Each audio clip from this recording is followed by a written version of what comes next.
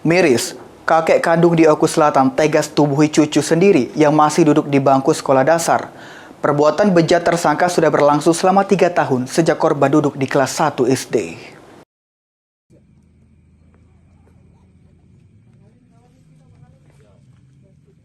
Inilah detik-detik penangkapan tersangka MB di kediamannya yang beralamatkan di Kecamatan Banding Agung, Kabupaten Oku Selatan.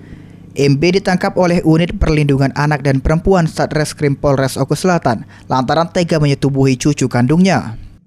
Penangkapan dan pengungkapan kasus ini bermula dari laporan pihak keluarga korban setelah mengetahui perbuatan tersangka pada 10 April 2026 sekitar pukul 15.12 waktu Indonesia Barat di kediaman pelaku. Saat itu korban yang masih di bawah umur berada di rumah tersangka MB.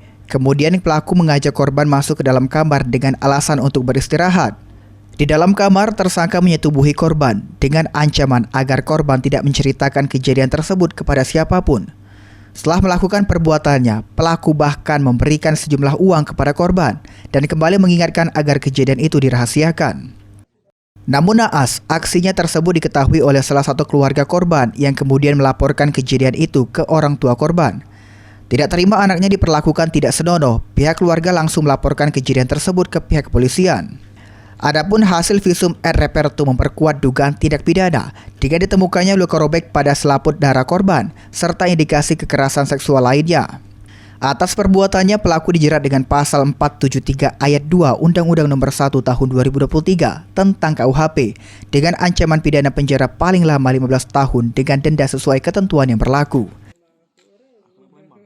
Di sini kami menjelaskan bahwa persetubuhan terhadap anak yang dilakukan oleh kakek kandung di mana anak korban berusia 9 tahun.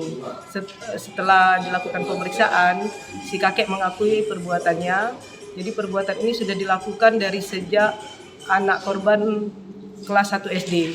Saat ini anak korban sudah berada di kelas 3 SD. Demikian. Artinya ini sudah berulang kali ya?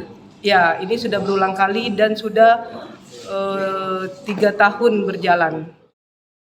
Sri Fitriana, PAL TV.